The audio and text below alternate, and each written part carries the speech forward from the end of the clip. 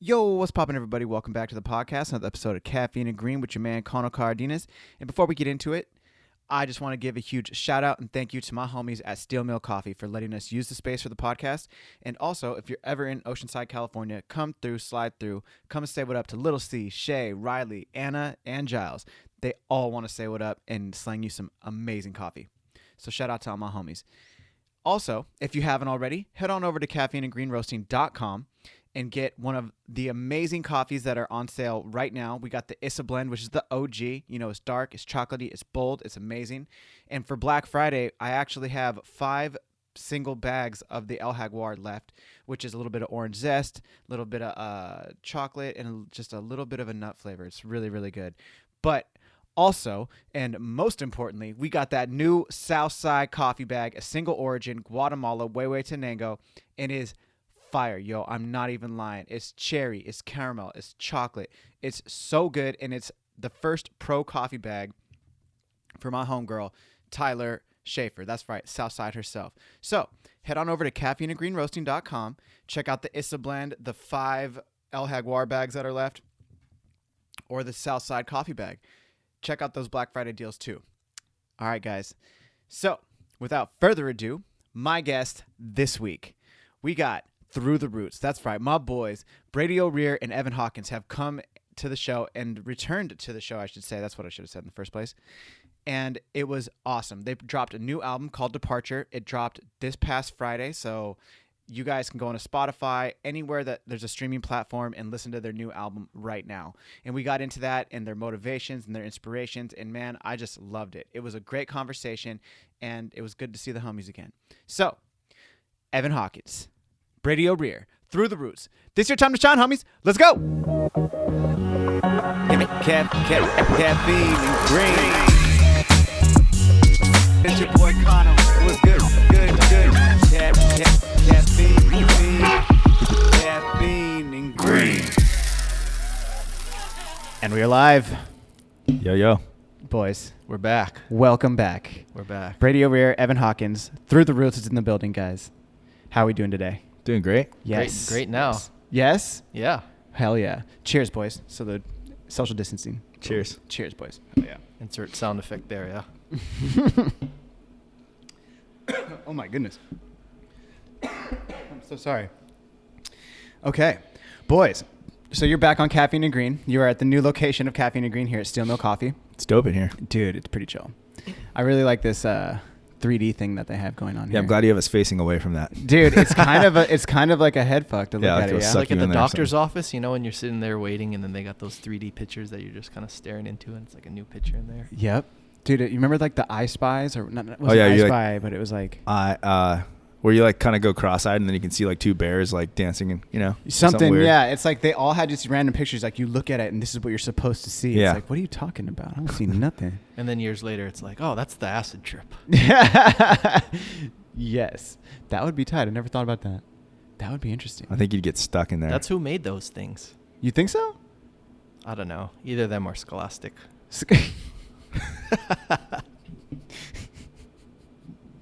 You're so ridiculous, dude. Yes, dude. Okay, guys, main thing, I want to get right into it. You guys have a new album, Yeah. Departure. Yes. And it just, when did it drop? Friday. This past Friday. 20th, Yep. yeah.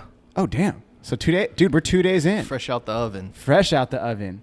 Dude, talk about it. Well, I mean, like, you guys, obviously, a constant theme that's been on the show is how everybody's been adapting to COVID. Everybody is like, you know, how they made it through it and so on and so forth. But I mean, you guys definitely worked through it. You put out a new album. Yeah. Was it done during COVID? Yeah. Yeah, the whole thing. We basically started it like in March. So, Like right when the lockdown started. Yeah, I think we were like, it was about to get underway. Like, I think the ideas were coming back during like when the lockdown started. Oh, damn. That's when it like, yeah, we kicked off the production on everything. Did you guys keep like a, excuse me, did you guys keep a pretty like tight knit group? Like, because, you know, during COVID when nobody knew what was happening, you know, the people that you were already hanging out with, it's like you either got closer or you got like, nah, I can't even hang out with you. I was like, I'm going to stay in my house type of business. well, the whole album was done over Zoom. What? What do you mean? So like I have a studio at my house. Yeah. Like, so basically I can record all my vocals in there. There was a lot of the tracks that were kind of like started and developed into like full ideas. And then we collaborated with a producer in Jamaica. His name is JLL. And he produces for like Masego and Chronix and Savannah and like just a bunch of awesome, real dope talent, like inside and outside of Jamaica, hip hop artists and all sorts of different people. So he's very talented. And obviously we couldn't go to Jamaica. You know, that wasn't really in the options to begin with. So we knew we were going to have to be working from a distance. So this actually kind of worked out for us because, you know, we already were expecting to do that in some way. So I had produced a track with him back in February of 2000, or no, I guess it was November of 2018, I think. And that was a track that actually made it to the album, but it was like, that was the one track that was done prior to us starting. And I had just kind of sent my idea and my vocals with like, you know, Brady and I collaborated on that. And actually Pana, who produced our last album, collaborated with us on that as well. So we sent like all the stems and stuff over to him, and then he did work on it and then just sent it back to us. But on this album, different from that one, we actually got to like have Zoom sessions with him where he'd screen share with us and we would like, you know, watch him work. And we, that way it was almost like we were in the room with him. So where if we wanted to make any edits or changes, we were able to just knock it out right there on the spot. So you could be like, hey, right here, change the vocals or like master this, kind of like the automation. In real time too, because Sick. Other than that, you would have to do, you know, in the past, if you're working with a producer in a different location, you got to do emails. So you'll send an email what you want as your edit, and then you'll get the track back. Like, like a notes, like a punch list of notes. Like, I don't like this, I don't like that. And then take, you know, you got revisions on revisions to get it right. This was way easier because we could literally be like, yo, right there, stop. Like, how about what if we did something like this there, you know? So that was really effective. Awesome. But one thing that was difficult is like the audio quality over Zoom is not like 100. So like we'd get it back and it would just sound like, it would sound like 10 times better, you know? Because we'd be listening to it and it was a little under quality, like low quality. Yeah. We'd get it back and it'd be like, holy shit, this is dope, you know? So was it like Dropbox files that you were doing back and forth? Like we transfer or something like Dropbox, that? Everything Dropbox, we transfer, putting it through the chat, the chat room, you know, the chat in Zoom. Oh, yeah, like I could send him stems. If I was like, oh shit, let me fix my vocals, I'll call you back in 5 minutes. So I'd fix my vocals and I'd send it to him in the chat, and then he'd already have it, boom, right there, and throw it in the session, and then we'd start again. Dude, this is like your day to day, kind of like what you're doing. You're just like, hold on real quick, and then like run and go into your studio and then do that sick shit and come back, and then you're sitting there like, all right. This was our all day and all night. Like in the mornings we would do the songwriting, and then at night we would work till we were falling asleep. Brady and I would meet up every morning at 9 a.m. and whether it was like actual music or whether it was like songwriting, it was some kind of something like we just made a pact to like meet up every morning at 9 a.m. from the beginning of COVID pretty much till the end. So like that way we could always be working towards the goal of getting this thing finished, you know? Yeah. So, and we still try to do that now, you know, even though the thing's out, just to like, I mean, the work never stops even when it's out. You know? You got to do stuff to promote it and all that. So that was really helpful. Helped us like stay on track, kind of like keep us always moving towards getting it finished. So do you have a studio too, Brady? No, I don't. But I did all my keyboard parts on my couch, and then I just sent them in. So you just had a keyboard on you, and then I just sit on my couch in my pajamas, bedhead, just wake up, track the stuff, Dropbox it to the producer, and he would just fly it in, edit it up, whatever he wanted to do or whatever he saw fit, and then he'd throw it in, and that night we would meet up, and then he would have all the files in already, and then we would just work through.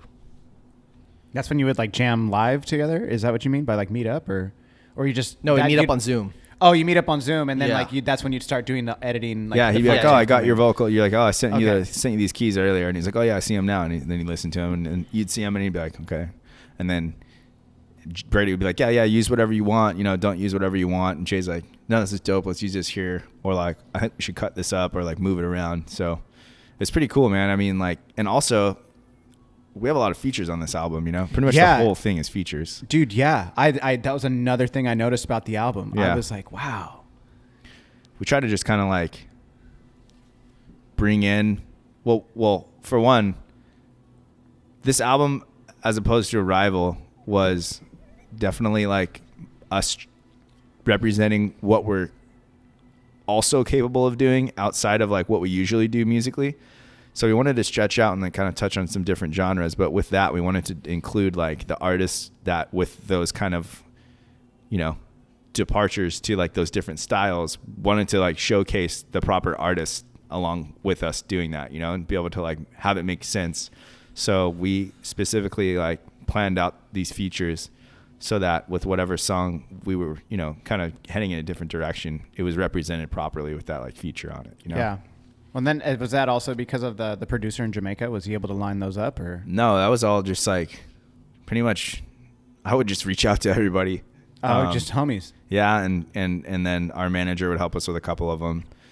The ones that we needed that couldn't be so like, you know, hey, what up? Yeah, like a text, like yeah. Pop it. You know, Yeah. You need to go through the proper channels to get to this person. Right. Yeah. But I mean, the coolest thing I could say about this time was that like, you know, everyone was home. Like if we were all touring, this would have been really difficult for us to like get these artists in the studio to record because our schedules are all over the place, you know. So for our schedules to align because of COVID was actually really beneficial.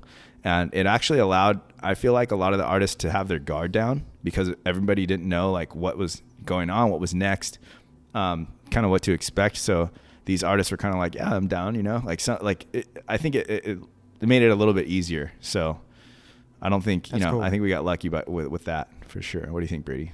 Oh, I agree 100%. Everyone's probably at home watching Tiger King. They're like, oh, yeah, sure, I'll do this. Dude, yo, that was mad perfect timing when that dropped, Joe. Like, right? Everybody was like, yo, I'm going to chill at home. Like, I saw a meme that was like, remember the glory days of lockdown when we would watch Tiger King and get stimulus checks? Yeah, the one, bro. Like, yo. Yeah.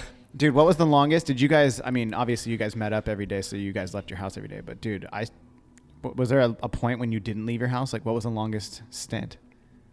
I mean, I would go walking and do stuff. I would go to the grocery store like once every few weeks. And I was for at least for the first month, I was, you know, because, you know, when something like that's going on and no one knows shit about it. Like, you know, I remember when there was 5 cases in San Diego and I was just like, oh, and they were telling us on the news how bad it is. And you're just, at that point, you're like, it's the end of the world. We got to stock up on food and just fucking stay home. Yeah. I've said this on the podcast, so I won't keep going to it, but I stayed at home, I think, for 4 days was the longest. I didn't even walk outside my door. Yeah. We had a heavy bag. That was it. So I was beating the heavy bag, and then I just go upstairs. Just chill. Yeah. Crazy. Dude, it's scary. It was super scary when that was going down. Yeah. I remember having like a text chain with a couple of my homies. I was like, yo, there's meat here. There's food here. Like, go to this spot. And then you go, and they'd be like, dude, they're already sold out. Like, panic buying. Dude, It was crazy. I was freezing meat and shit for like weeks out just in case. It was dude, it was mad scary. I didn't even know what to think, but I mean, here we are. We're like, what, 8 months into this thing? And, dude, now the toilet paper's already gone again. Like, well, dude, they were saying, well, it's been a year anniversary since November. It was when it happened in China. So they said Corona's already been a year old, which is crazy. And then it comes up for a year in March for us, and we're back in essentially lockdown. Like, you have to be at home by 10 now or something, unless you're an essential worker. Yeah. So this is essential what we're doing, though. This is exactly essential. It gives the people something to listen to while they're at home. Okay. So if I get pulled over on the way home, I said, "Oh, I was at Caffeine and Green's place." Exactly. This is 100%. They'll be like, Caffeine and Green? Oh, I know that guy.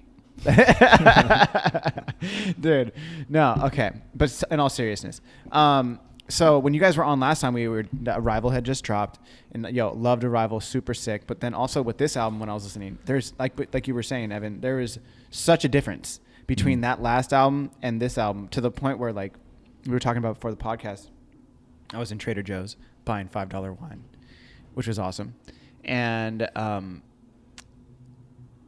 was like, I wanted to dance to some of the musics that, like, some of the new tracks you had. There's even a track you have like auto-tune. Mm-hmm. Right? Am I tripping? One of them, the feature has some pretty heavy auto tune. Dude, the beginning of I think Action. Yeah. I was like, dude, that's like a style though. That's like an Afrobeat kind of. Well, that's what I'm saying. I was like, dude, you guys went all over the map. You guys had like your Feeling at Peace right now. That's what it's called. Feeling at Peace. It's called At Peace. Yeah. At Peace. Again, best song. Love it. But that's like, you got your like Irie vibes, and you got like some of like your traditional songs, but then you have like these like kind of bop. Like bop. Certified bop. Bop certified. Yes. Super sick. So, I mean, I know you said it was like the features and stuff like that, but did you guys already have an idea that you wanted to do, like, go that direction, or did you just kind of like let it happen and then see where you were going to go from there? We already kind of had it like, we listen to all kinds of music, so like we'd produce certain ideas, and some of them would be like fitting the collection of songs that we had, and some of them wouldn't, so I think with we had it in mind that that's the style that we actually really wanted to pursue. It wasn't like, oh, we've kind of gotten to this lane, let's just run with it. It was like, we're making this kind of song, So I think we did know where we were headed, for sure. We did, but there was also a lot of stuff that came up organically. Yeah. That like we're just like, wow, we didn't think of that, but that sounds great. Let's rock with it. That's what I mean. You let it kind of just. Yeah, there were parts of the project that we were like, we knew what the vision was, but we didn't know. Anytime you start a project, like from beginning to end, you have an idea of what you want to do, but like by the time it gets to the end, it's completely different most times, but in a good way. And I feel like with this album, it was like, it turned out like this. All these things fell into place, and like we're like, oh wow, this is better than we had envisioned. Sick. It all worked out like how it was supposed to have worked out. I think Jay had a big part in that too. Sick. Like we might get stuck, or we're like, oh, we're thinking something should change here, and we'd like think about it for a minute, and then he'd start like doing something, and then we'd be like, oh yeah, keep going with this. This is cool. So yeah, shout out to Jay though, because he's his creative mind and ability is like, I've never saw anything like that, and like his attention to detail is like crazy. For me, when I listen to music, it's all about the detail stuff, the detail, all the little details is what makes it that much better. And I think his attention to detail really pushed everything forward. It's funny too, I think, because, and that stuff really matters even to like the I guess more oblivious listener, that's like not really paying attention to those kinds of things. Those little details aren't always something that you're listening for. It's something that like you feel, like you'll just be like, oh, this shit is something like, this shit feels right, and it's something that really does, take some of that precision to really get like right. That makes that happen, so the dynamics and stuff, I think Jay's like a master at that. So for sure, shout out to Jay. Dude, talk to me about people who have been influencing you as of lately. And I'm going to start this with Brady real quick, and only because I have a specific point that I wanted to bring up. It's like, I know that you guys are going in this direction and kind of letting it flow, and that super excites me because Brady sent me some playlists before, like some banging playlists of songs that he listens to, and they were completely all over the map in terms of songs. And he's like, dude, here, I'll send you some music, or I'll send you this, I'll send you that. And it's just been, it influenced a lot of my music, and I found new artists and all this since that last time I saw you. And it's so influential on everything that I do, even when it's roasting coffee or doing the podcast and stuff like that, just always being open to new music and finding new artists. So Brady, the one thing I was like, with this new album and going in these directions and letting things flow, were there certain music people who were influencing you, or definitely kind of motivating you to go this direction that you were like feeling something a little more boppy? I was on this album. I listened to a lot of like roots reggae, and I've always been into roots reggae, but for some reason on this album I went back through that and like listened to the foundational stuff, because I wanted, knowing that we were going to have some of these, because there's a lot of songs on that. There's like 4 or 5 songs on the album that are like really in that like old school roots reggae vein, but more modernized. So for that stuff, I wanted to put in, add those old school foundations into like this new music. But I also listened to like a lot of dance hall, like Popcorn, Vibes Cartel. I listened to a lot of that. And then I also listened to like a lot of Afrobeat too on this, like when we were working on this, like Wizkid, Davido, if that's how you say his name, Burna Boy. What? Who are these people? I've never heard of these people. You got to send me some new tracks, man. I will, but they're just like, it's not necessarily, they don't play that on the radio here, but like, in the Caribbean and in Africa, that's like, what's popping. That's the stuff that's popping. That's like their dance music, or that's sick. Like, That's awesome. Dude, how do you find these artists? I'm just searching. Like Kim knows. I'll be in like we'll be out, getting food somewhere, and I'm like, I hear some song playing, and I'm like, Siri, who is this? Yeah. Or I'll Shazam that shit, and then I'll go home and I'll listen to it. I'm like, this shit is so sick. And then I'm like, okay. So when you go on Spotify, you listen to one song, and then the next song, like the radio or whatever. Yeah, and then the next artist will pop up. And then soon you're in a rabbit hole of like all these different people that you've never heard of, but then you're in a whole new world of listening to music that like, you just never knew you would normally listen to. But like, I think too, for me, it's like when I was listening to music too, it wasn't so much of what the artist was. It was more like the vibes I was feeling. I would just listen to shit, and this shit makes me feel good. Like, what is this? Who is this? Like, and that's, for me, that's how I'm listening to music now too, is like, if I hear some shit that I like, I'm like, I don't care what genre it is. I'm just like, damn, this shit makes me feel good. Yeah. Yeah. Same. Yeah. Dude, what about you, G? Yeah, I'm kind of like Brady, I'm all over the discovery map with like trying to find new artists. And a lot of times it's like how Brady was saying, you'll listen to like, maybe an artist that you'll discover his new album or something, or you listen to their single, and then all of a sudden it kind of like Spotify will generate like songs, after it, and it'll just roll you into like a mess of just all kinds of dope tracks that like you never would have discovered.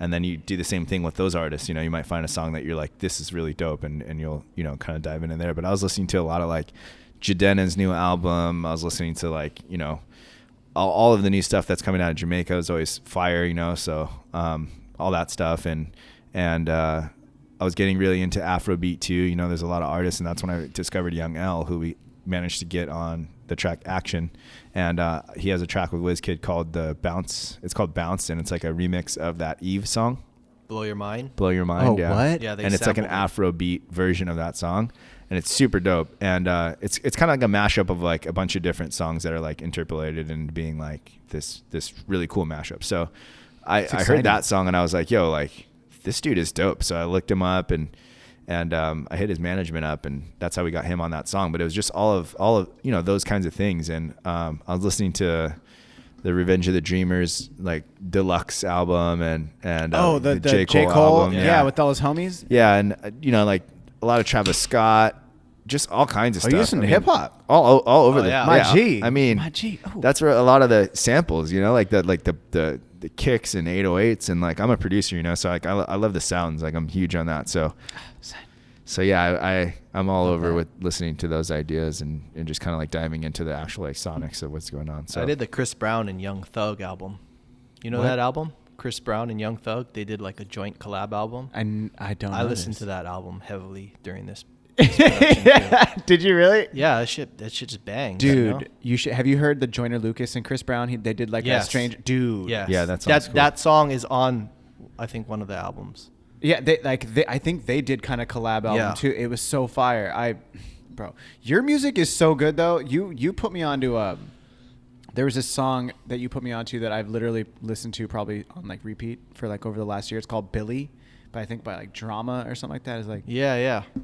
Dreaming of me, no. Yeah. Like, yo, that song, son. The first time I heard that song, it like affected me so heavily. I was like.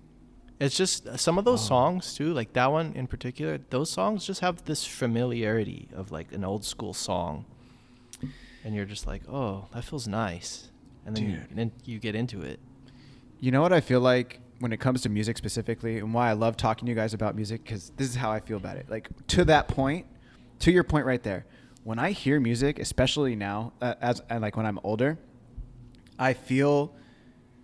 Perfect example. When I heard Nipsey Hussle for the first time, when I heard what he was actually talking about and like his hustle and his grind and what motivated him and how he's made it out like the Rolling 60s gang and do these things, I felt like it was like a person who was like talking to me. How did it make me feel? It made me feel like, yo, I wasn't alone in how I think about hustling and how I think about like, I don't care if people say you need the 6 to 8 hours of sleep, but like, yo, if we need to work like till, get 3 hours of sleep, that's what's popping. That's what's happening tonight.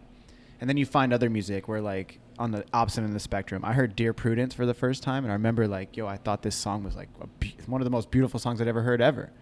And then I hear like something like you know, you go to like the Johnny Cash Museum in Nashville, Tennessee, and you see how much this dude did and what he did and how crazy he lived his life. And it's like, dude, I love Johnny Cash. So, you know, you throw it all in there and you start mixing it up, but music is so influential and it just shapes so much, and it's so inspiring to see so many different things. That's like, well, I mean, there's so many emotions in life and so many moods, you know? And like, I feel like you can't just listen to straight hip hop all the time. no. You got to have, you know, there's different moods for different music, what you're feeling. And I think that like, that's where music, like, oh, I'm chilling today. I'm listening to like lo-fi shit or like. We always checking out Adam's interview, and he was talking about like genres, or he was talking about moods over genres, you know? That's like so true, you know? What do you mean a mood over genre? It's like the way that the song, it's like a feeling, you know, it's like a vibe, like it's a vibe over like the actual genre. Like you can have multiple genres in one, you know, you can have you can have a song that feels the same way from one genre, the song from another genre that feels the same way. It's like the same mood, you know?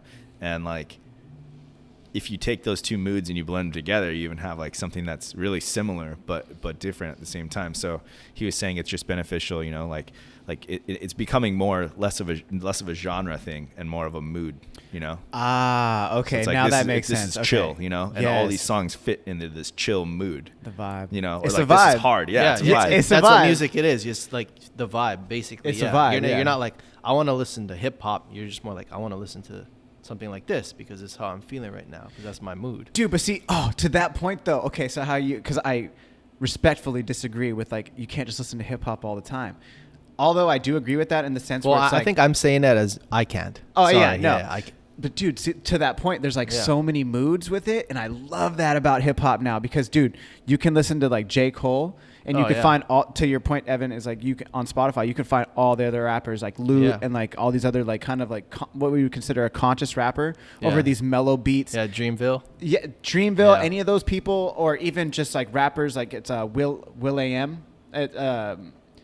E.M. Like, dude, this guy is like all about like rapping about real life and just like he's like short on money and doing these things, or like Master Black, Ace. That artist Black, dude, he's got dope lyrics. Dope lyrics, mellow beats, but then you can do like like Mac Miller, and then you can, then you go Nipsey Hussle, you go Too Short, you go the Bay, you can like, dude, you literally now, to your point, because there's so many different genres and so many different moods, even within hip hop, there's so many different branches off, where it's like, I can listen to hip hop all day, and like one moment I want to hustle and grind, and then like I want a respectful type of positive, influential rap, you know, and then like, but then I can go like, so there's this guy I listen to, his name's Channel Trace, and he's like this DJ, and he's just like, Jet Black, boom, boom, boom, boom, and it's like hip hoppy, but he's like, it's like funk and like EDM almost, but it's like you never heard from a brother from the block like this before, and it's just like super tough and just like.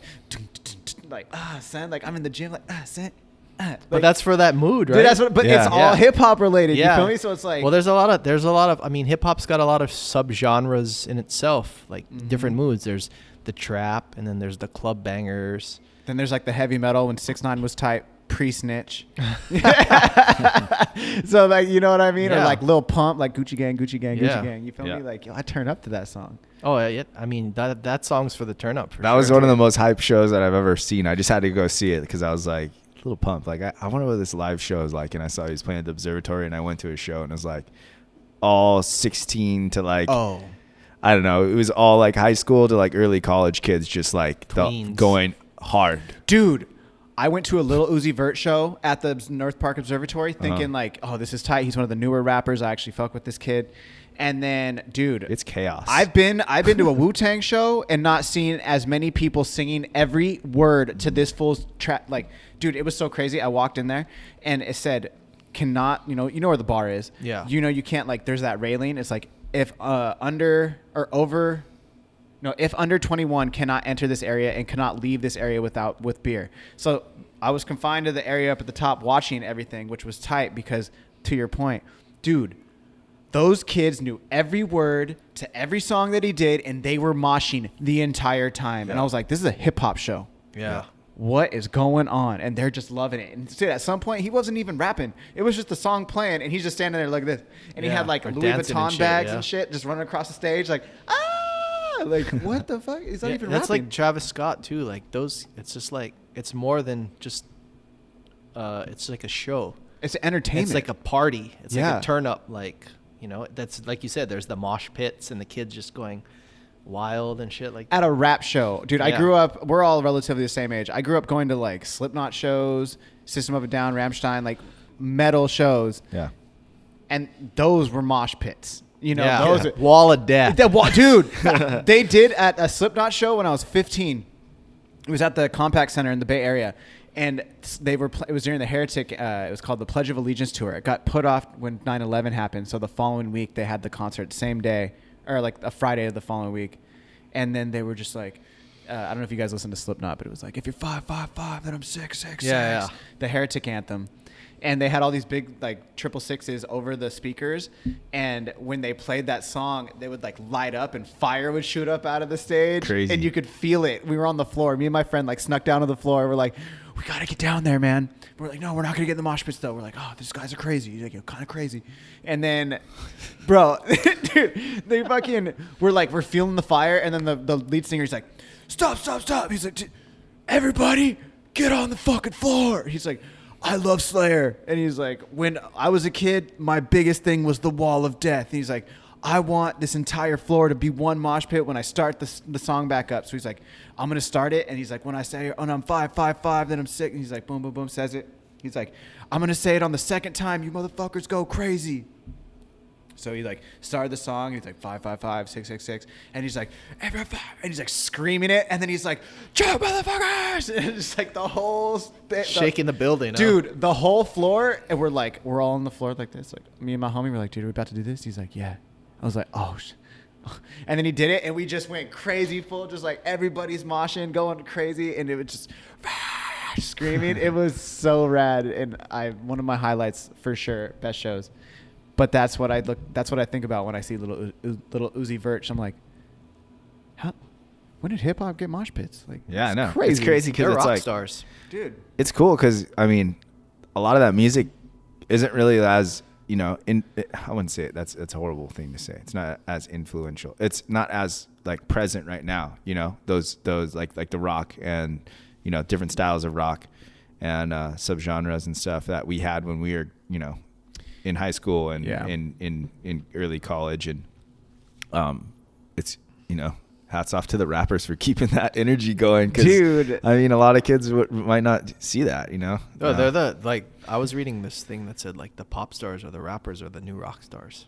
Oh, 100%. Yeah. Because everybody wants to wear like a Gucci belt, or everybody wants to do this or do that. That's why I bought these Balenciagas. I mean, for everybody who's just listening to the podcast, obviously, because we're not filming it, but Brady is wearing some Balenciagas, and I was like, wow, those are really, really nice shoes.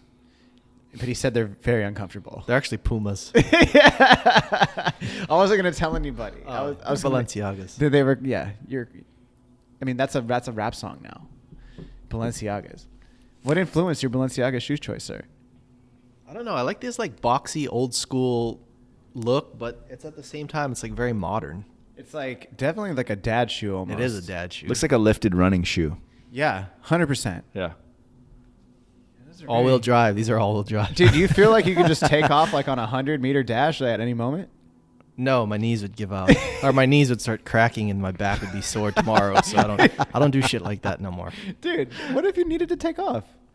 You No, have I the could. shoes. You know, like, do you remember Sandlot? Like Yeah. Benny the Jet Rodriguez? Like Yeah, those yeah. are your PF Flyers, G. Yeah, that's right. Dude, I love it. I love it. Okay, so to get back to the album, one thing I definitely wanted to bring up was, with COVID affecting not just you guys and everybody on the planet, you guys make your living. You're musicians. You guys, last time I saw you guys, are always on tour. It was like, it was so hard getting you guys for the podcast the first time because of your guys' crazy schedule. Yeah. But now that everybody's at home, you still put a new album out, but now obviously things have changed. Have you thought about tour life? Have you thought about doing like parking lot shows? Or because you've heard of people of doing the the drive-ins. The drive-in, sorry, yeah. Our focus is really on the album for this whole time. We like really had the blinders on and like told our manager like, yo, we don't want to play any shows during this time so that we can be all in on the album, because I feel like that's how we're going to get the best result, and I think that's how we're able to stay focused and actually get it done. So a lot of that stuff, we saw a lot of artists that were doing a lot of live streams, and now they're doing the parking lot shows. All that stuff's really cool, but we just really wanted to take our time with not only the music, but then the show as well. So like now that we're done with this, we're going to definitely start like changing gears into the live show again, and we'll start focusing on that stuff. And we want to do those live streams and stuff, but we also didn't want to be like, repetitive and play the same show for people, or take away the energy from the album to come up with something that we could, make more creative for them, like in the live stream. So I think now that we're done with the album, definitely going to like put the energy into that and bring something fresh, and like give the fans something to look forward to with this live stream, not just like the same old songs, the same old show. We want to like do it right. Give them something new, really. So that's exciting for us. We're really pumped on that. And we do plan on doing that stuff. Just kind of wanted to take our time getting into it and make sure that like these songs are really translating well. And, some of them are different styles. It's like, you got to figure out how to, make those songs translate live and really hit hard, or even make them better, like live. Yeah. So that's the fun part. So we're looking forward to that. Dude, I'm going to have to say, I'm going to miss seeing you guys live right now, because the last time I actually saw you guys was at your show. Yeah. It was after the podcast. Music Box, yeah. At Music Box. And you were fucking shredding. It was, dude, you legit, obviously, sir, you guys are like rock stars. It's like, when I was watching you, I was like, dude, this is fucking crazy. Like, at one point, there was like this big ass, like, I'm colorblind, so bear with me. The color might have been off, but it was like, it looked like a big, like, kind of yellow greenish light was like, where I was standing, it was like blasting behind you. And it just made you look like you were like singing, and you were like holding the guitar in your hand, and you were fucking just like, da, da, da, da. And I was like, fuck. I was like, yo, homie's like, I was like, in my low key, I was like, those fools were in my house the other day. I was like, that's fucking crazy. It's just the lights. Dude, I love the Music Box because you can go up on the third story or whatever, or the third floor, and you can go over the band and see behind there. Way sick. Yeah. Love that shit. Dude, we were in the back room too. Yeah. I was partying with you before. Oh, that was so sick. I remember that. I forgot what Good time, performing guys. Is like, man. It's Dude, weird. It's I weird haven't times. even thought about, to be honest, like, I was, after last year, because, we've had the last 2 or 3 years have just been on the go. So it's like, it's been nice to just sit around and like. Just be at home. Yeah, to be at home and to like live. This is the first time in 10 years where I was just like, I feel like for me, life has caught up. I felt like I was always on the go, but like being home and like. You can live in the moment. Yeah, I feel like I'm just like. More present. I don't got to go anywhere. I don't got to get up and rush to drive across the country, or I don't got to jump on a flight to go do a show. Like, we're just home, and I like it, It's buttery. It is. It's been for me, I'm really, like, Evan was just talking about doing the live streams again soon, and I was just like, oh, fuck, we haven't played in a while. I wonder what that's going to be like. Dude, I was going to say, dude, you seem like way more relaxed now. This time? Oh, yeah. Yeah, I definitely. Very relaxed. Dude, fuck yeah. This year's been a blessing for, despite the circumstances. I looked at this year as a blessing because we got to slow down and put time into music and put time into life and think about life and look at things at a different perspective. COVID's brought a lot of different perspective for me because, like you said, you remember when it got scary? Oh, dude, yeah. There was a time where it's just like you said, you're freezing meat. And like at the time, we're going from living this life of always on the go, living this life of just convenience and whatever. And it's boom, it's like survival mode now. And it's just like, what are we going to do? Like it's scary. Like I thought like, oh, are some of us going to die? Like what's going to happen? Those are real concerns. Yeah. Though. So it's brought a lot of change where I'm just kind of like, I've really looked at my life and like what matters and what doesn't, and to filter out the shit that doesn't matter and just be at peace with just where I'm at in life. I wouldn't have got here if we didn't like run all over the country this year playing shows, Dude, fuck. That's so real. I love that. Thank you for sharing that. Yeah. Dude, that's fucking super epic. I'm glad that worked out for you. Because, dude, you honestly look way more like, you just look like mellow. Just chilling. I'm chilling. Yeah. I'm chilling. You don't look tired. No. I remember we went to the coffee shop and you were just sitting there and you were just, it's like, you all good, man? You're like, yeah, man, I'm chilling. And I was just like, I think people forget, like, well, they don't forget. They don't know. Like, touring takes a toll on your body, on your mental, on everything, your relationships, and that takes a toll on your mental. You know, it's like there's so you know, so it's definitely having a breather from that whole thing is nice. You know, we miss playing shows for our fans, but like we definitely do like love having the time to like make sure that we're good and feel good. You know, give us time to kind of rejuvenate and stuff. So. Do you feel the same that maybe 2020 has been a little bit more of a blessing to kind of give you time? Oh yeah, hands down for sure. Yeah, definitely. It was for me. It was like an off season year. You know, when you come back from tour and you're like, oh, it's the off season. Got to get my health up, do this. For me, I felt like, oh, I don't got to run anywhere. Now for me, it was like a big snow day, like a giant 8-month snow day. 8 months. Like I know we don't get snow here in California, but like never. I could imagine for kids that have a snow day, it's like, oh yeah. Life's canceled. I can just do whatever I want for a while, you know? Like that first month, you know, people were just, it was crazy because it was like people were forced to like stay home and like deal with yourself and like deal with shit. Like, what am I going to do? What's going to happen? There's so much uncertainty.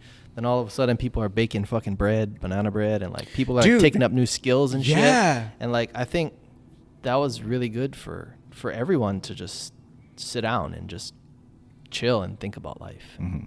Well, to your point, I think I completely agree with not only that, but kind of just let you reflect back on life in terms of like the people that were around you. Like we were talking about before the podcast, or maybe the beginning of this conversation about, you know, when all this lockdown and the uncertainty happened, the people that you were surrounding yourself with automatically became like, oh, I guess those are the people that I'm going to, in these uncertain times, you don't know.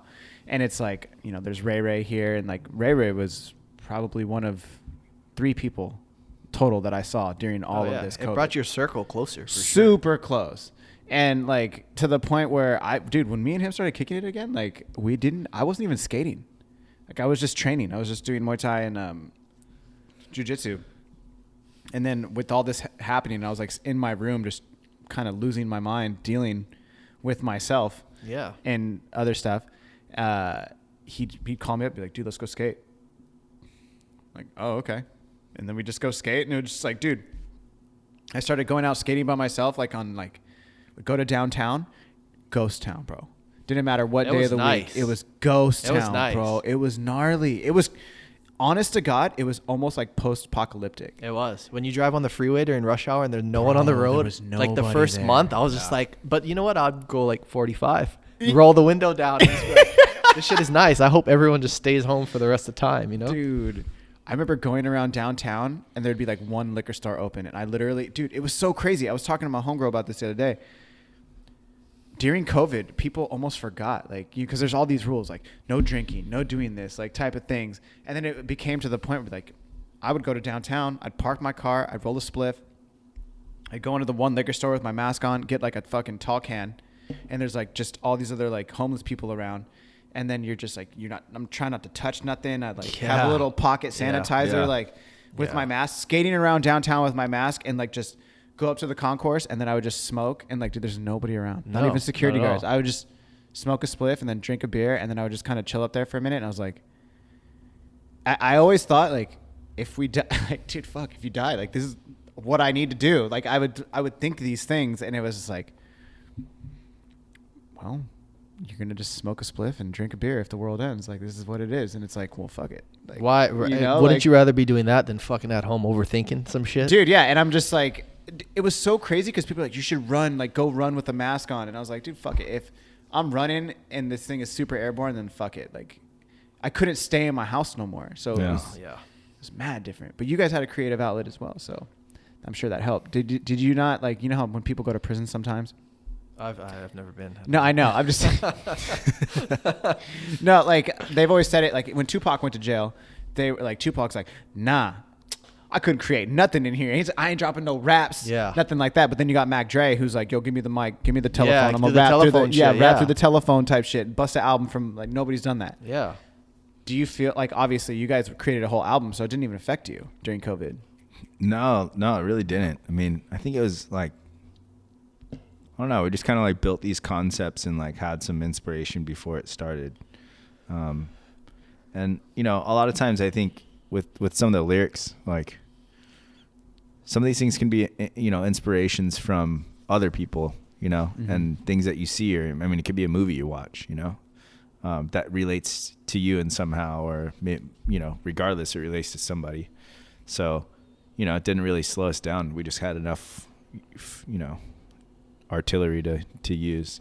That's awesome. Yeah. Sam, Brady? What was the question again? It didn't feel like you were burdened by this situation. Like, you didn't feel confined. Like, you were definitely more inspired, more creative during COVID because you were like more relaxed, essentially. Yeah. I mean, I think it benefit. For me, like, I was just like, all right, how am I going to come out of COVID when this shit ends? Am I going to like be productive? And like, I saw like a quote or something that was saying like this, I forget who even said it, but they were like, this is like time we're getting back. Yeah. So it's like, are you going to come out of this thing 5 years ahead? Are you going to just stay stuck doing the same shit? Or are you going to take a step back, And I was just like, in my head, I was just like, we need to work through this time, because when this stuff ends, we're going to bypass people who didn't. Yeah, take advantage of this time. Yeah, so I was, like I said, off season, like in sports, they go and train and do everything they can to get ahead once the season comes. I was just, in my head, it was always like, I got to get ahead. I didn't want to sit around at home and just be like, oh, when's it going to end? Yeah. I'll just wait till, because, there's a lot of people out there who are just waiting for things to get back to normal. But like, you gotta grind. You can't live your life like that, because when it's things going to get back to normal, Things are never going to get back to normal. Yeah. I mean, case in point, masks. Well, that's 100%, dude. That's not going to go away for a while. No, I was reading something that said that could be 2 to 5 years. If it even goes away. Dude, the fact of the matter is they talk about it in like Asian countries and stuff like that. They always do that. That's in general. Staple. It's staple. It's staple, yeah. It's just like a term of not term, but it's just respect for the next respectful, person. Yeah. Respectful for your neighbor.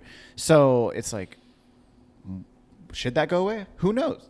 But dude, things are never going to go back to normal. No, we're in a curfew right now. It's crazy. We're in this cycle. We're like, we get locked down, and then we're like, oh, I'm tired of this. So they open everything up, and everyone's like, fuck it, let's go rage. And it's like, then the cycle kind of continues. I saw they just had like a EDM kind of festival in Taiwan. They've gone 200 days, no coronavirus.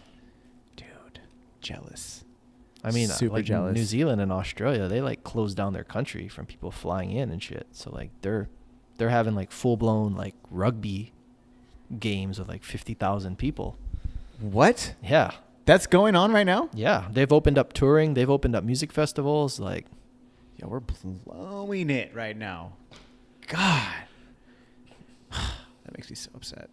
That'd just be so tight if things were back to normal. We don't have to like really worry about stuff. That'd be so tight. Yeah. It'd be so tight. But regardless. Yeah, we just still got to do what we got to do, I mean, at the end of the day, we still got to enjoy life with what we have. There's people in worse circumstances. 100%. Do you think, say maybe like a year, things open back up, they start allowing festivals and concerts and stuff, do you think once you guys get the green light, you're going to go back on the road, get back to that tour life? We'll be ready to. We'll be ready. We'll be ready to. But from what we've been hearing around the industry is that next year will be a trial year for the whole industry where they kind of open things up. Because people are still going to be worried. Well, yeah, and then they're already talking about like Coachella, Outside Lands, like major festivals. 2021 is like.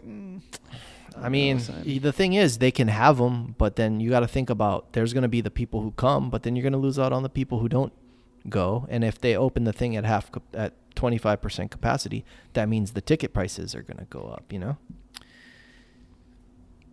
Yeah. So, I mean, or the promoters are just going to lose their asses. Yeah. Or they're going to start selling masks. That's just what they're going to do. Everybody's going to like wear N95 masks. Super gnarly ones. Yeah. Dude, there's a guy at the roastery where I work at. And I love this guy. He's so awesome. His name's John. Shout out, John. He won't wear an N95 mask, but he wears this like, I don't know. It looks like it reminds me of like a spray, like a graffiti. Oh, is artist. that like the surfboard shaping mask? Dude, yeah. It's like it has two big ass things here, and he like tries respirated. he like tries to have a conversation with me, and I'm like, dude, I cannot hear what you're saying, bro. All right, Darth. Yeah. And then he like pulls it back, and then he can hear him. I'm like, okay, perfect. I'm like, damn, dude. Like, I want to tell him every time. I'm like, bro, I've tested twice. Like, I just tested the other day. I'm like, I'm good, G. Like, yo, negative. That's the thing about COVID. It's made us all fucking like I'll walk down to the beach and people will snarl at me like, because I don't have a mask on. But it's like, hey, it's 95 degrees. I'm like 20 feet away from you. Like, deal. Yeah. Deal, dude. We're outside. It's fine. I can't spit on you from here. It's all right. Yeah. Who knows? It's fine. Yeah. I mean, I do when I'm outside. Now when I'm walking, I will walk around people straight up because when I'm walking outside, like when I was walking the dog today, excuse me, it was hot outside. There was nobody around. I see one person. Out of courtesy, I'm gonna walk around. Like, Yeah. Mm-hmm. Yeah. because I'm not gonna wear my mask when I'm outside. Like, just doesn't happen. Like, Yeah. I'm not going to wear my mask when I'm driving myself in my car. you know? Nah, hell nah. No. But if I went to the beach and it was hella crowded, I would definitely wear my mask. Yeah, Even yeah. if I am outside. Yeah. No. Honestly, though, I'll probably leave now. Dude, I found myself getting hella, dude, Ray, we were somewhere. I don't remember. I was with Ray, though. And I was just like, bro, the Mafia premiere. The first Mafia premiere for the promo. There was hella fools there at the skate park. And I was standing over by my homies, and they're like, all these people just started getting closer and closer to me. And I was just like, Holding your breath. I don't get shit. anxiety and shit, but Yeah. I was like, for the first time in my life, I legit like felt super uncomfortable, and I was getting surrounded by people I didn't know. And I was like, I just walked over and I was like, I remember saying to like Ray and some homies, like, dude, there were so many people over there that I didn't know, and I felt super uncomfortable. I was like, like I didn't have no mask on. I was just like shit. I was like, nah. I was like, where's my mask? I was like, fuck all that noise. I got mad. I started getting hot. I like felt my temperature rising. Do you guys get like that? I don't know. Like, I'll tell you what I do get. Like, if I'm in Trader Joe's, like, shopping for more than, like, 35 minutes, I'm, like, in my mask. I'm like, bruh, I need to breathe. Like, I need to get out of here or some shit. Dude, you have a clean shaved face, so your mask probably, like, sticks to your face. Well, I shaved it for this podcast. Oh, did you? Yeah, I had the Asian prickly beard. Dude, I can't wear a mask with a freshly shaved face, bro. You too. Does your mask stick to your face? No. No? Bro, my shit is like Velcro. I swear to God. I put that shit on, and it's like, dude, I haven't had a clean shaved face in over a year, and I shaved it maybe like a month and a half ago. And I was at the gym, and I was doing the assault bike, and I had my mask on, and I was just, and this thing, I couldn't breathe, and I was like, oh my God, I'm one of those people. I can't breathe with the mask on no more. And I was like, nah, you know what it is? It's a stupid shadow. It's just like kept my mask, dude. As soon as I shave, it's already starts getting dark again. Yeah. And it fucking just sticking to my face. Nah, I'm not about that life. I'm not about that life. Son, dude. So, I mean, you guys never stop working. Never. Every time I see you guys are still working. You're working on a new album. You just finished the album. Last time I saw you, just finished the album. Are you already starting a new album?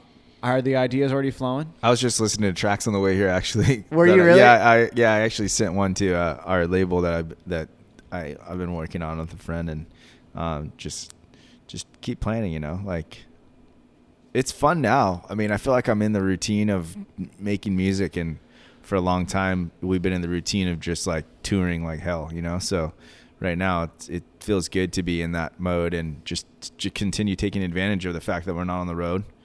And make as much music as we can right now, I think, is the move. Like, you know, sick. It feels right for me. So I'm gonna keep doing it and just see what else we can come up with, and who knows, the next year, maybe less.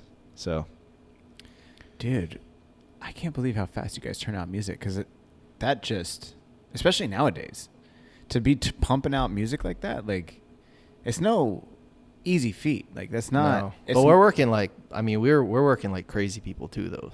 You're creatives. Yeah, we're working like in the mornings till like all day. You wake up, start working. yeah. Like I'm talking like, I mean, over 12-hour days sometimes, you know.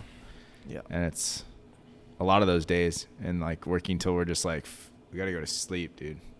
But that's time we would. It's only because like we're home too. You know that when you're on the road, you couldn't do that. And you try to do it on the road. We try to bring our equipment on the road, and a lot of times it's just too hard. Like it's just a whole different beast. It's like it's so involved. That you can't get away from like the fact that you need rest. Yeah. So it's tough to do that, and it's nice to be home to be able to do it. So, but it's a labor of love, though. So you guys don't actually feel like you're working. I mean, yeah, you're tired at the end of the day, but do you feel like, fuck, I don't want to do this kind of thing where you're like, no, I worked a 12-hour day and I was loving it. Yeah, yeah. No, I love doing it. I'll do it. I mean, if we were gonna like, for me personally, I'm kind of like I'm hitting the end of the year, so I'm kind of just like kind of tired because of like we've worked since March till like. We pretty much worked from March till October, like all the time on it. So I'm kind of like just getting the end of I'm kind of burnt out just because it's the end of the year. But February we stopped touring. So it's like February we turned off the touring and then took up like, I don't know, what was it, like three-quarters of a month, and then just went straight into this album. Like if we had to start the album in a few weeks, I would rest up and be back on it. Damn.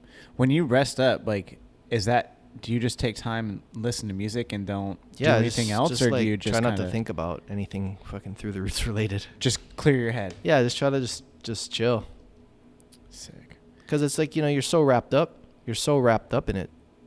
You're so wrapped up in working every day, and then all of a sudden it's like, oh, it's 12 o'clock at night. How you woke up in the morning, you were working from 9, and then it's like 1, 2 in the morning, and you're like, oh, all right, it's already here. Time to go back to bed and start again. But I love that though. See that when I hear that shit, I'm like, oh, son, like, there's people out there like that. They're grinding. I love that shit. I mean, at the end of the day, like everyone wants to live their dream, and everyone wants to, do the shit they want to do, but like, not everyone knows what it actually takes to get there, and that's what it takes to do what you want to do, or do what you got to do, is just to hammer through it like all day. Do you feel that you're only in competition with yourselves, or do you feel like you're trying to compare yourself and compete with others? I'm just trying to be better than the last shit we did, I think a lot of people get caught up with the competition shit. It's like when you're never going to be your best self if you're trying to be like better than this person. Yeah, if you're trying to be better than them, you're not going to be better than yourself, because you're putting in the energy to that rather than just worrying about your own lane. Well, it all comes back to like, you have to, I mean, it's all putting it into yourself, because you're not even going to get to where they're at if you don't do it yourself, and you don't build yourself. So it's like, why would you waste your time with that distraction when really you just need to invest in that, Invest in yourself. Yeah. Invest in your own craft. Invest in your own talents. Blinders. Yeah, dude. Pinpoint focus. Like, just you have to. Laser focus. Have you watched David Letterman's show on Netflix? My Next Guest or whatever. Yeah. I haven't watched it, but I seen the thing. There was a Chappelle one where they talked about like, once you get to a certain point in your career, it's like, all right, I've made it this far. We're either going to go really far or we're going to stop, and that's it. So it's like the focus becomes, like you said, laser, like pinpoint. And so it's just like, at that point, like everything else is just noise, and it's just you and where you're trying to get. I feel that. That very wholeheartedly, honestly. Yeah, you have to. You have to. I love the investing in yourself in competition. Just to have some feedback on that, I don't ever feel like I'm competing with anybody but myself every single day. Yeah. I'm like, I feel like when I look at myself in the mirror, I'm like, all right, I'm going to beat your ass today, son. Like, it doesn't, if it's martial arts, if it's coffee, if it's podcasting, it's like, yo, I'm going to be like, you don't stand a chance. Like, talking shit to myself. Like, you don't stand a chance today, son. I'm going to mop the floor with you. Like, yo, the dude you were yesterday is nothing like the dude you're going to become today. Yeah. And I encourage that with my circle and all my homies and the people that I fuck with on every like level, whether it's jiu-jitsu, whether it's striking, my homies there, or like my homies who skate, or my homies who like yourselves or whatever. Like, I hear you guys grinding, and I hear that love and that passion, and it's like, yes, dude, I don't care what you're doing, but whatever you're having, like, if you see somebody who has passion, I'm with that shit. Dude, it's inspiring. I'm with that shit. It's inspiring. Yes. Because they know. Because I can like right off the bat just relate with them because, you know, they know the grind too. Mm-hmm. And what it takes. Dude, the grind is fun, but the grind is tiring. Yeah. Like, but you wake up and you're just like, yo, I'm already beat. But then you like get in that mode and you're just trying to like do some shit and make shit look tight and make your vision happen, whether it's musically or like, I guess visually. I don't know how to fucking put it either, but like a camera or something. Mm-hmm. Artistically, generally. Thank you, sir. I appreciate that. Artistically, yeah. Like you have your artistic vision. That translates both with music and all these other things. But it's like when you hear other people who are on that creative path and like, I want to know, like, what do you guys do? Like I've kind of accepted that myself. I'm like a creator now. Like I didn't really create. I didn't feel that way before about myself, but I realized with the things that I'm doing, I'm a creator and I have like a kind of not a routine, but things that I do every morning to kind of get me in the zone. Like, do you guys have like a routine? Like I'll drink like 2 cups of coffee. I'll listen to a couple motivational speeches, smoke a spliff, and then get started and like start like brainstorming, listen to some gangster ass rap, you know, something. Yeah. Routine is a big part of the grind. You got to have your routine to keep you grounded and like, you know, wake up. I don't know. I'm different, dude. What do you do? I'm different. It always changes for me. I have like real bad ADD, so my brain is all over the place. You know, my routine sometimes doesn't stay the same. It's like, you know, and I think what I do on a more simple level is just hold myself accountable for like the things that, you know, I need to be doing. Like outside of that routine is like you're responsible for everything that you need to get done. And, you know, and also, I mean, I think really what helps me accomplish those things and like is really just having like a good team too, you know, like Brady and I like hold each other accountable for the things that we need to do. And, you know, it's like, it's nice because you feel shitty when you don't get something done, you know, that you needed to get done. And like, that's the team. And we're both like, you know, focused on getting to this end goal. And I feel like that helps me with a lot of the, you know, moving forward and getting ahead and like crossing those things off my list is like just knowing that like it all falls on you, you know, like there's no one else you can really turn to or blame except for saying, fuck, you know? Yeah, no, it's like, I fucking blew it. Yeah. You're like, yeah. oh, dude, have you guys heard the term, or like, I guess it's not a term, but it's like a phrase. You can tell a lot about a person by their 5 closest friends. Yep. You heard that? Dude, I've been thinking about that a lot. Ray. I've been thinking about remember that, Ray. Yeah, remember that, son. Yeah, no, I think about that a lot. And after I heard that, I started thinking about like my very, very close circle.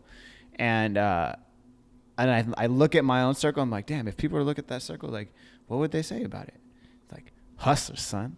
Like, that's what it is. It's just like a bunch of G-ass fools. Like, maybe not actually G, but like dudes and girls who are getting it, who are motivated, who want more for themselves, who want to be better.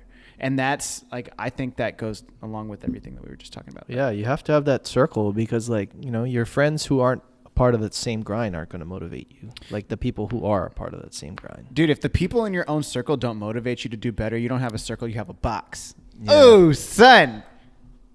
It's a bumper sticker. The box. Dude, that's what it is. It's like you need to grow. You need to keep on like on the up and up. Like, yo, it's not even necessarily about the money. It's just about like even personal growth. Yeah. Self-growth. How are you going to get better? The best version of yourself who you were even a year ago. Yeah. Like, dude, the person I was a year ago is not the person I am today. No. Like, and it shouldn't be. Nah. It shouldn't be. But like, are you doing your part in helping your own self grow? You know what I mean? Yeah.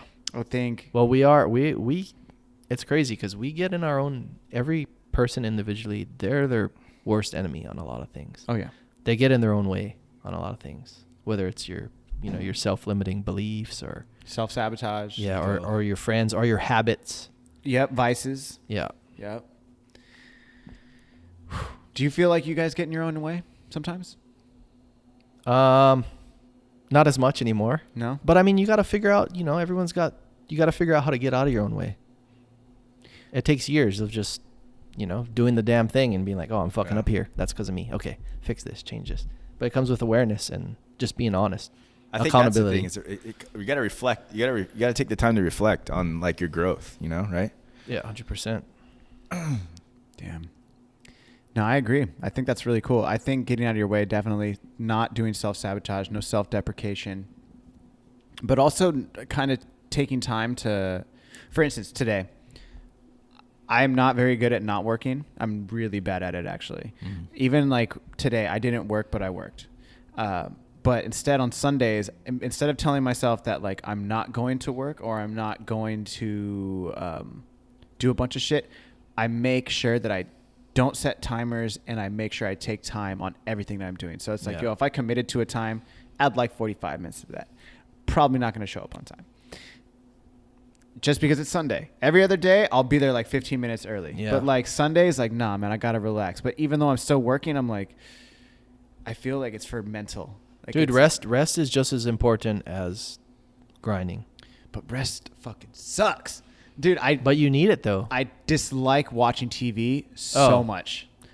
It's probably one of the worst things. I honestly, I don't like it. I have Netflix because on the off chance that I'm actually going to watch it, I can just like throw something on. And then it's like, I watch maybe 10 minutes and I'm like, fucking, I'm over. This is boring. And then I get back to working. It's weird. But you guys create too. So I think I'm a huge no TV person too. Like people are like, oh, remember this movie? You know, this actor, this actress. I'm like, I don't know shit about any of that. No, I don't know who you're talking about. Never seen them before. Don't know her name. Nope. I'm just never really gotten into TV or movies or anything like that because I was just always out doing something or like, you know, just trying to learn something new. I don't know. I'm just respect for people who watch TV. No, 100%. Dude, same. But recently, you know, I'm starting to save a little bit of time to just let my brain turn off for a minute and like get away from it. And it actually does help me now, like a little bit, not to watch TV and the fact of like, you know, just, I don't know. No, it turns, dude. Not because I want to watch the show, but just because I want my brain to just be like, not worried, not thinking about anything else, just like chill. You have to do that. Like I hear people say, team no sleep, like fuck sleep. But it's like, all right. So you're not going to sleep all these years. You're not going to rest. But then when you get successful and you're happy where you want to be, you're burnt out, you know? True that. So it's like the rest. That's what I've learned this year is because we've all on touring. We're like, fuck sleep, you know, 4 hours a day, drink coffee, just pound through the day. But it's just like, you know, you hit a wall and it's like, how are you going to enjoy all the things you work for if your health and your mental health is not there, you know? You're going to be miserable. You're going to be burnt. And it's like, now with this year being home, that's probably why like I'm more relaxed and I'm better off because I sleep a normal schedule. I have a routine. I'm like, we're not running around like. Sick. So I think the rest is definitely like Evan said. You got to turn off sometimes, you know. You know, I agree with it, but I personally feel that I have had a different version of it because I strongly don't like watching TV so much that I'll go and hang out with friends. Yeah. To turn my brain off. Well, that's rest too. Yeah, that's what I've been doing a lot of. So I'll go and hang out with my homies. Rest is anything you're doing that's not working, you know? I feel like that's true, but you're going to have a conversation with one of your friends and you're going to start talking about work. It happens. It definitely happens, but at the same time, you throw a slushie in there. You know, maybe a hot toddy because it's getting cold. Yeah. And you just turn off and start talking about dumb shit. Yeah, that's cool too. That to me is what I love. You know, I'll hang out with my friends Leov and Cass, and you know they'll start talking to me about some bullshit, and everything they're talking about, I'm genuinely interested because I'm like, fuck yeah, this has nothing to do with what I've been doing all day. Yeah, tell me. And it's like, how do you not know this? I'm like, because I've been doing everything else. But I'm like, hey, just tell me about this. And then I'm like, oh, what? Oh, what? Oh, sick. Oh. And then I'll hang out with Ray and then we'll go skate. And it's like, dude, I just hang out. Yeah. The homies, I'm supportive. I'll just see Instagram and I'm like, oh, this is so fun, you know, because it's not anything else that I actually have to think about. And it's a mental break. I think it's the mental break in general. That's what is important. It's the mental break. It's whether it's, you know, running, the gym, whether it's, I don't know, walking, whatever self-care you got to do to just get the fuck away from like the constant grind. Brady helped me realize that like how much the no rest and like always on the go and just kind of flooding your brain with all this stress really weighs on you, which weighs on like your relationships too, you know. It starts to like go off of you onto somebody else, you know. Dude, I mean, I agree with it, but I don't know. I think for me personally, I'm so hard on myself that when it comes to actually hanging out with other people, I don't want that to be shown. So I'm just like, let's be super nice. Like, let's just be like super, because like, dude, I will talk so much shit to myself. It's like kind of. It's your self-talk voice, huh? Oh, dude, my self-talk voice is like, do you guys know who David Goggins is? Yeah. It's like David Goggins, but like even gnarlier than him. Just like, you don't fuck, you bitch ass. Just like talking mad shit to myself. Like, nah, son. Like, nah, I don't even know why you being a bitch like this. Just like, I'll be like, oh. That's not you though. That's just the voice in your head. That is me though. But if you can tell that thing to shut up. I don't want it to shut up. You can though. No, I don't want it to though, because it motivates me every day to keep doing what I'm doing. Well, as long as it's positive and it's moving you forward, then it's good. It's positive, negative self-talk, if that makes sense. Is that like a... Yeah. Yeah. I understand. I need somebody to talk mad shit to me. Yeah. It's like that or getting punched in the face. I really like getting punched in the face. It's like kind of sadistic almost, but like... It's like, yeah, when I went back to training after not training for a couple weeks, I was just like, I remember telling my roommate, I was like, he's like, what are you excited you're going to go back to training today? I was like, I need to get punched in the face. Like, and just like at one point, I like kind of like dropped my hand, just like, just took it. Oh. All right, son, it's there. And then you're just back. It was like, son, now we're ready. Like, let's go.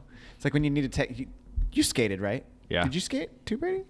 I had a longboard. I'd go bomb some hills and stuff, but I wasn't like a skater. Yeah, I wasn't like thrashing and like grinding stuff. I had soap shoes though. You were a booter? Fruit booter. It's okay. I started rollerblading too. I'll admit it. It was tight. Well, you remember it popped up in like the early 90s for like a few years. Easy. Yeah. Dude, my roommate now, he's a rollerblader. Like a legit rollerblader. Yeah. Like he's like, dude, check out my skates. And he has like 3 or 4 different pairs, like ones that he can just like cruise around town super fast, and then other ones where he's like, I'm doing like a half cab soul, half cab out. And he's like, always the way I watch skate videos, he watches rollerblade videos. Sick. I was just like, oh, all right. I have this like little rolling tray, so I'll come. I'm like, hey man, I'm gonna sit with you. Can I roll a joint real quick? He's like, yeah. I'm sitting there. I'm like, what are we watching? He's like, oh, this dude, like sick ass dude from New York. He fucking kills it. They're like killing all these fucking rails. I'm like, skating's still tighter. It's okay. It's irrelevant. But what were we talking about? Fruit booting. Fruit booting. Yeah, just irrelevant stuff. Dude, okay. Do you guys sorry, to get back to the album, I'm sorry. Do you guys think that when you guys go back to tour that you're going to stay maybe San Diego, maybe like, or just domestic instead of like going like to Guam or other places like that, or just going to go with the flow? Go with the flow. I'll go wherever. If they got music and live shows, I'll go do it. Hell yeah. Damn, I'm with that. Do you guys have any new artists that you guys like are thinking about you want to work with, or something in the pipe that you're excited about? I mean, there's some artists from this album that we had in mind that we wanted to work with that just didn't, we didn't get around to it. But, man, there's nothing that really like off the top of my head really like, I think we did crossed a lot of them off on the list. Yeah, we crossed a lot off. It's hard to think. I think too, it's like once we start getting into the pre-production phase of like cooking up the new ideas, then we'll be like, oh, this vibe fits this person. Or this vibe. Yeah. It all comes from the music, right? So I think that will come. I'm in like album decompress mode, to be honest, right now. Yeah. I'm just cruising. like, oh, okay, it's done. It's out. Now there's like a... Oh, I thought of one. What's that? I want to do a track with Kabaka Pyramid. Kabaka Pyramid. Yeah. What a name. He's like one of the dopest. He started off as a hip hop artist, and he's like one of the dopest lyricists out of Jamaica. Like this dude is so sick. Yeah? Yeah, he's really dope. Butters. Yeah. So and all of his beats are real tight too, so that'd be a really cool one for sure. Dude, when you guys are getting inspired or getting motivated for like a pre-production, like an album, is there a routine or something that you guys do to kind of get you in the zone that gets you ready? Nah, you're just ready. You know what? Creativity is weird because you can't like, it just hits and then you ride that wave. For me, I'm like, some days I try to get up saying I'm going to be creative and then I sit down and I'm like, this shit ain't working today. It's like Timbaland. I saw a thing, Timbaland. It's like he'll sit down and if he can't come up with something, he's just like, it's not working. But then he'll go off and like, cut some onions for prepping his dinner, and then he'll come up with some shit in his head, and he'll be like, drop what I'm doing. Yeah. Go straight to doing Yep. it. To put that shit down. So that's like, for me, that's how creativity is. I can agree. What about you? For me, it's like a lot of times I'll be trying to work on something, and I'll get an idea to do something completely different, and that idea that I get that's completely different than what I was originally starting to do is the best thing that came from that whole situation, that whole session, you know. But yeah, a lot of times it's just like doing things, and like you'll get this random idea that comes to you where you're like, I have to give me my phone now, I need to go outside, I'll be right back. And like I have tons of voice memos in my phone from like these like off the cusp like moments that I need to just go outside and record into my phone. And yeah, that's kind of how it comes to me. That's so you think that when those things come, like those little you little have bursts, to record you them. like, you cannot miss those. Those are like little idea bubbles. Like I watch people fucking bang their heads on the wall trying to make some shit and like force it, and I'm just like, oh my god. There's so many that I forgot that like I now get in the routine of like making sure that I'm repetitiously like seeing that idea over and over again if I don't record it into my phone so that I don't forget it, you know, and then it becomes something that like I'm used to, and then I can constantly be thinking about it. But yeah, I have to catch those moments. I forgot who it was with I think it was Aerosmith or something like that. And like, I don't know, it was one of those hits that he wrote that he said that was like that, you know, it's like, that was one of the hit songs. Like if he would have forgot that moment, he would have totally blew it. Oh, Steven Tyler? You're talking about Steven Tyler? Steven Tyler. I think it was, I forget which. Hopefully it was dude looks like a lady. He's like, I gotta put this down now. He's like, this is gonna be classic. I forget. Look that up though. Dude, I'll have to look it up. Yeah. Dude, the thing, I've done that to Ray Ray where I'll just call him and be like, yo, I need to do this. He's like, dude, I'm like at work right now or something. I called you one time for some bullshit, and it's like, I don't work that way. And I was like, shit. I feel like Ray Ray probably rolls his eyes at you a lot of the times. It's not probably too much. It's probably like how Evan is too. Like I'll call him and he won't answer for like 2 days, and then he'll call me at 11:30 at night telling me he needs some shit, and I'm like, what? Kind of accurate, dude. No, same. I just like when I have the same thing. Like I was literally sitting on my phone last night, and I was just sitting there, and I was sitting in front of the TV, off. I was just sitting there, and I was just like thinking into space, but like totally in my own head. And then the idea came, and I was like, oh, boom. And then I was like, I need to notes, boom. And I started like writing shit down, and I was like, this, and dude, my notes are always like, what are they're verbs, they're action words. It's like, or a noun. Like there's a person, there's an action word, there's another action word, and it's like none of it's grammatical. And then, but forming your idea, forming the idea. And then later you go back, dude. But see, what's crazy is when I'm typing things out. This is what I've noticed about myself, and it's super weird. It's very consistent.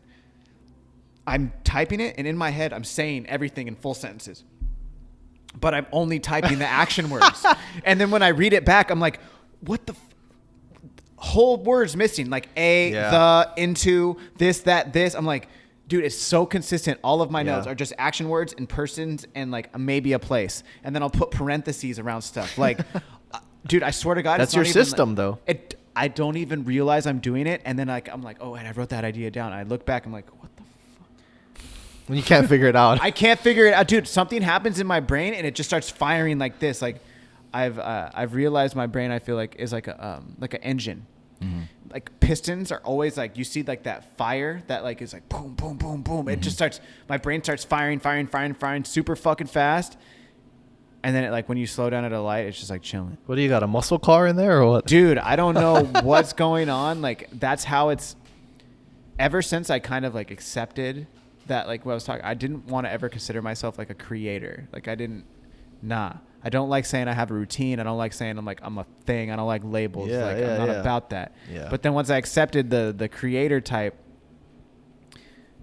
now I let the ideas just go. I don't like try to block them anymore.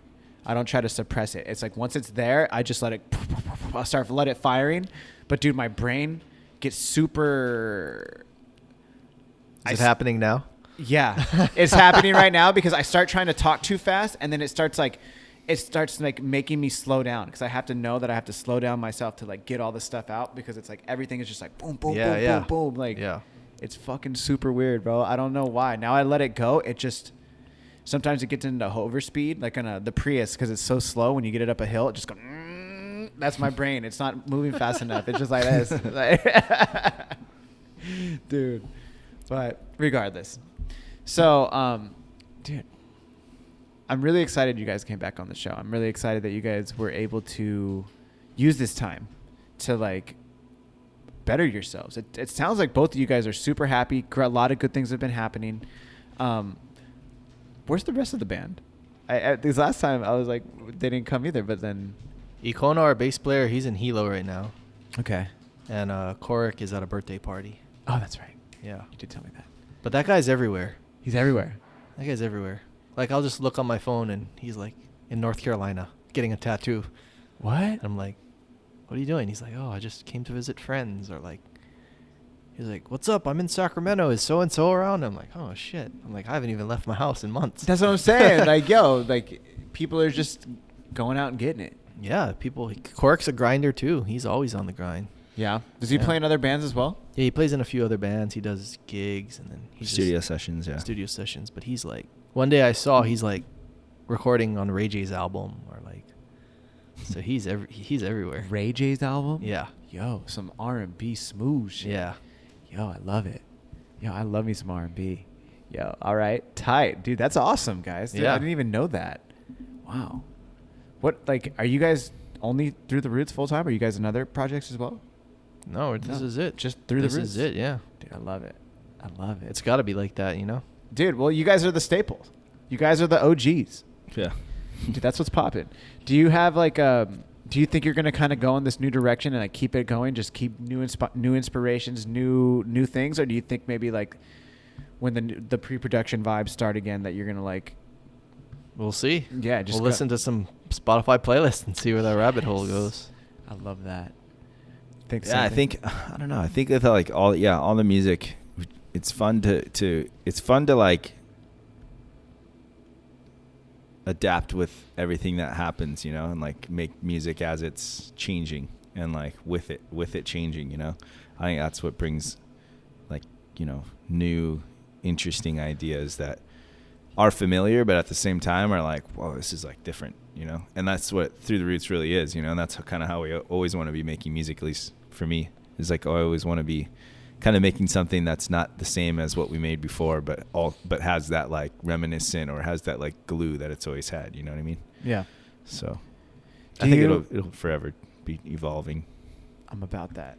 Never, dude. The only constant is change. Yeah. Well, we're human too. Like you gotta, you know, it's like, you know, your taste buds change. You want to eat different stuff, you know, all the time. So you want to hear different music. That's why I'm like constantly searching the playlist and like, I need this new vibe. I don't know what it is, but I need something else right now. And then you find it and then you're like, oh, okay, this is cool. And then that inspires you. Yep.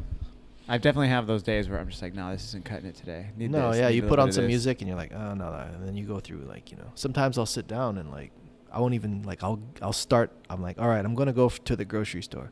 But for my drive, I need a certain kind of vibe. And then I'll like try to pick the song before I start driving, you know? Yeah. Dude, I've been on a country vibe real tough lately. Like Kane Brown or what? Not like Coulter. Excuse me. Oh, my goodness. Excuse me. Coulter Wall. He's a really, really good guy. He has like this. He sounds very, very much like Johnny Cash. Is that modern? It's modern-ish. It's like 2017, 2018. Okay, cool. But he has this one song called Caroline. Oh, my God, bro. Like, super country. Almost sounds like Dolly Parton and some Kenny Rogers type shit, where like he's singing with his very dark, like deep voice, but then she comes in and he's like, Caroline, like fucking killing it. Love it. And I'll just be listening to that like super loud blast, like the way I'd be bumping some like The Baby or something like that. Just like, give me some more of this. Like I need to feel. It's a vibe. You know? Yeah. It's a vibe. Like one of the lyrics is like, the garden won't be satisfied unless your name's next to mine. Like, because he's talking about dying and then dying with his wife, like being buried right beside him. And that's the whole song. And it's like this beautiful ballad about how much they love each other. And it was like, bro, I heard it and I was like, when I hear a song that I like, I listen to it like on repeat. Yeah, like, me too. A million times. I do that too.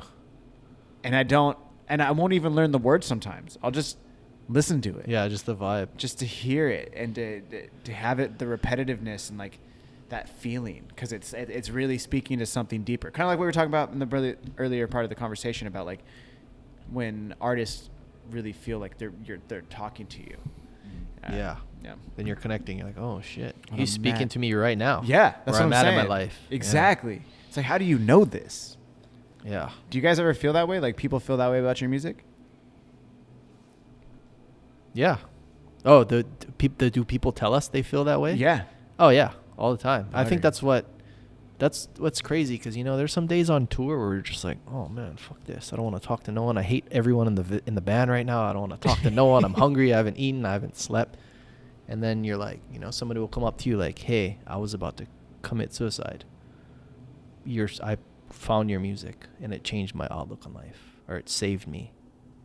People have said that to you? Yeah, a lot. More than you would know. Like, we'll get DMs about it. Like, it's a constant thing. Yeah. That's heavy. It's heavy. And for me, it's just like, oh, wow, I'm over here complaining about how I never ate and, like, I never slept. But this person's, like, in this dark place. And just because of something that we made, that, like, it prolonged their life and, like, opened them up to different things. All kind of, like, recovery stories, cancer patients and people that are like, oh, man, through my, like, I'm still, I'm cured from cancer, and like throughout my whole chemo treatment, like I had your guys' song playing, and like that really just helped me like every single day, get through this. Like, really? Yeah, we're just like, whoa, all right, this is what we're supposed to be doing, Dude, that's so awesome. Yeah, it's cool. It is. It's crazy though, because when you're on tour, after a while, you're just kind of like, we're just getting the groove of, the show you saw. So like, we're just getting the groove of playing the show every night. So it becomes like, repetitive. It becomes like second nature. It's like we're locked, So we're not really thinking about it. Like, we're just playing the songs. But these songs are like you said, they're fucking hitting you in your gut, and you're just like, oh shit. Yeah. People are, feeling that way because of the music. And we're not out there. I don't think Brady means we're out there just like, not giving a shit about No, playing. no. We're giving it our all. No, but, we're giving but at it the our same all, time, but like we don't think about it as they are thinking about it. It's just the song. Yeah. For us, it's like another song in the set. Well, it's that we're playing. perception. Yeah. It's how they're perceiving what you're doing. Because like maybe for whatever song that, if that was that person and that was the song that they had heard that stopped them from committing suicide, Yeah. they hear it and they're like, oh my God, this is like what I needed to hear. And they might be like break down and crying or something. Yeah. Like Yeah, or like, I mean, like we say, it's like songs can be moods too, It's like somebody who's going through something at that time. They heard that song, and that was the song that they would listen to all the time while they were going through that, even though it had nothing to do with what they're going through, too. It's just like that mood of that song. Like, it feels good. This is what I want to hear while I'm going through this. And like, I hear that all the time too. Sick. Yeah, it's pretty cool. And then you got the smoke songs where the guy's like, bro, I take the fattest dabs to that song. Like, bro, me and my bros roll up to this one. Dude, I was listening to Arrival today and Catch a Flight came on and I was like, oh, I like this song. I was like, I love rolling up to that. Because that was the song that I liked the first time you guys were on the show. I promoted the song, or promoted your guys' podcast to that song. Mm-hmm. And I was like, oh, dude, I still love that song. It came on. I was like twisting one up. I was like, hell yes. Like, I got my Smokey songs. What a Job This Is by Devin the Dude. Yeah. Highly recommend you guys listen to that song. Andre 3000, Devin the Dude, Snoop Dogg. It's the best Smokey song ever. Wow. Regardless. That's a mood too, the roll-up songs. Oh, dude, There's some songs I hear where I'm like, damn. Dude, tough. Yeah. Dude, have you heard Smoke All Day? It's like a newer Hawaiian song, but it's like all about smoking meat. Oh, yeah. Yeah. Kaikena Scanlon, yeah. The Pana, the guy who, our friend who produced our last album, produced that song too. Dude, that song is fire. Mm-hmm. Yeah. Love that song. But either way, sorry. I digress. Guys, we did an hour 30. That's where we're there. Wow. I feel like we pumped like 2 hours last time, right? No, we did We an did hour 30. Really? Yeah. That went by quick. Dude, super fast. I keep them basically at an hour 30 unless I just get like super shit housed. And then it ends up at Ray's like, I gotta drive Dude, this fucking guy home yeah. and clean up after. I gotta clean up his shit and drive him home. Dude, hey, even when I'm smashed, I still come through. It's not until I get into the car when then Ray is just like this fucking asshole. And you're like, Ray, you got any paper bags in here? Nah, it's in my own car. And like, nah, son. It reminds me of, remember in Wayne's World when you're like, if you're gonna spew in here, and they gave him like the little cup. Yeah, dude.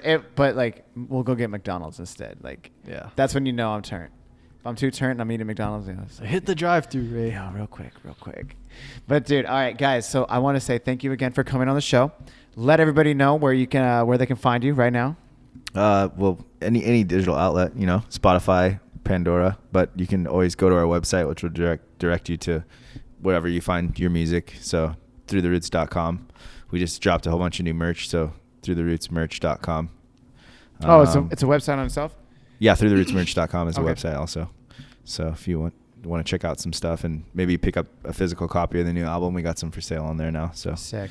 and a whole new line of merch. And then this week we're dropping some new merch as well, just for like our fall line. So a lot of cool stuff coming along here. Hell yeah. Yeah. Do you want to do personal Instagrams or anything like that? Oh yeah. If you, I mean, Just through the roots. Just through Hit the me roots. there. Find me there. Shoot, get in the DMs. Yeah. Dude, hell yeah, guys. Well, again, thank you so much. And dude, enjoy your coffee. Like, yo, I didn't want to plug Oh, that. thank but, you so like, much. Yo, I got you the coffee there, son. I That's got the this Issa awesome blend. caffeine and green Issa blend dark chocolate bowl. I've been seeing that. You don't Yeah. drink coffee, right? I do sometimes, but man, I have such a caffeine sensitivity now. It's crazy. Like, you know those Dalgona coffees? What? You know those fancy coffees they make with the whisk? You know what those are? I No. don't, I've never heard of this. Yeah. Like a French press? No. No, it's like they whip the coffee. Like instant coffee? Yeah, they whip instant coffee and it becomes like it's like a cream on the top. I drank that the other day and bro, seriously, I drank it like 11 in the morning and I was wired to like 4 in the morning. What? Yeah, like coffee, I just drink that and I'm just like, it's like a 2-day bender for me. Oh my god.